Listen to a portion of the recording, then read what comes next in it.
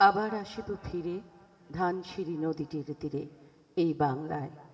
হয়তো মানুষ নয়, হয়তোবা শঙ্খচিল শালিকের বেশে, হয়তো ভোরের কাক হয়ে এই কার্তিকের নবান্নের দেশে কুয়াশার বুকে ভেসে একদিন আসিব এই কাঁঠালে ছায়ায়। কবি জীবনানন্দ দাশ বাংলার অপরূপ রূপে মুগ্ধ হয়ে এমনি করে বারবার ফিরে আসতে চেয়েছেন আমার এই সবুজ শ্যামল বাংলায়। সুপ্রিয় উপস্থিতি, কার্তিকের এই সুন্দর সন্ধ্যায় আপনাদের সবাইকে জানাই অনেক অনেক শুভেচ্ছা, স্বাগতম। অনুষ্ঠানের এ পর্যায়ে মাইক্রোফোনের দায়িত্ব আমি নিয়েছি। আমার চাকরি সূত্রে আমার পরীক্ষা চলছিল, ডিউটি চলছিল, যে কারণে আমি সন্ধ্যায় আসতে পারিনি। 6টা পর্যন্ত আমার ডিউটি চলছিল। তো সেই কারণে আমি সকলের কাছে ক্ষমা চেয়ে নিচ্ছি, যদিও আমার আসার কথা আগে। আপনাদের সকলকে জানাই অনেক অনেক শুভেচ্ছা। কবি জীবনানন্দ দাশের কথা এজন্যই বললাম। কবি যেমন বাংলার রূপ বৈচিত্র্য, বাংলার ধান, বাংলার শ্যামল প্রকৃতি, লতা পাতায় মুগ্ধ, আজকের যে কবি, যে গীতিকারের জন্যে আমরা এখানে সমবেত হয়েছি, তার প্রতিটি গানের মধ্যেও কিন্তু আমরা জীবনানন্দ দাশের মতোই বাংলার প্রকৃতি, বাংলার রূপ বৈচিত্র্যের ছোঁয়া পাই। এতক্ষণ যে গানগুলো শুনছিলেন, আপনারা নিশ্চয়ই উপভোগ করছিলেন। সেখানে সবুজ শ্যামল গায়ের কথা লেখা আছে, সেখানে প্রকৃতি প্রেমের কথা লেখা আছে, সেখানে মানুষের মনের যে নানা বৈচিত্র্য, মানুষের হৃদয়ের যে অলিগলির যে সন্তরণ, যে সাঁতার, তার প্রতিটি চিত্রই তুলে এসেছেন কবি রাগিব মাহমুদের গানে, কবিতায়। সুপ্রিয় উপস্থিতি, মঞ্চে এই পর্যায়ে আসছেন কবির সুযোগ্য কন্যা তাসনিফ মাহমুদ সায়ান্ন। কথা যথারীতি, যেহেতু এই অনুষ্ঠান রাগিব মাহমুদের, কথা যথারীতি তার, এবং সুরও শিল্পী নিজেই করেছেন রাগিব মাহমুদ। উপস্থিত সুধীবৃন্দ, আমি গাইছি আমার আব্বুর লেখা এবং সুর করা একটি খুব পছন্দের একটি গান, কণ্ঠের গান, হয় যে মধুর, হৃদয়ে প্রেম যদি রয়।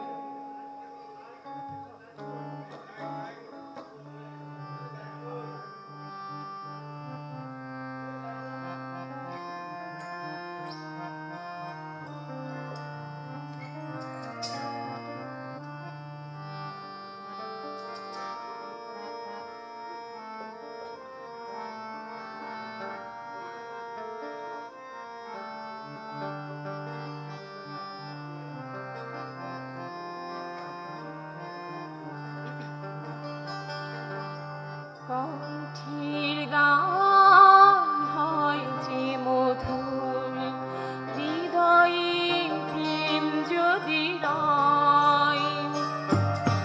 কণ্ঠের গান হয় যে মধুর, হৃদয়ে প্রেম যদি রয়। হৃদয় কণ্ঠে মিল নেই যায়, হৃদয়